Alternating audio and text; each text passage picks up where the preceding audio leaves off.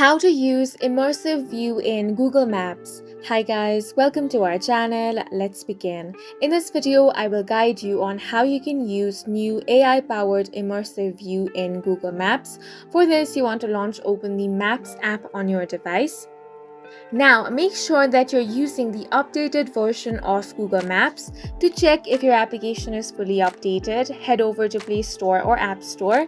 Then you simply want to search for Google Maps over here. Then check if there is any available updates. If there is, tap on the update option and have your application updated to the latest version. Now you want to tap on the search bar and search for a specific location.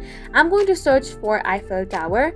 Now you want to scroll down a bit and here you have the option of Immersive View. Go ahead and tap on this.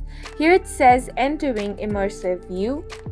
Now the Immersive View creates 3D renders of building, landmarks and other items of interest to better represent the world around you.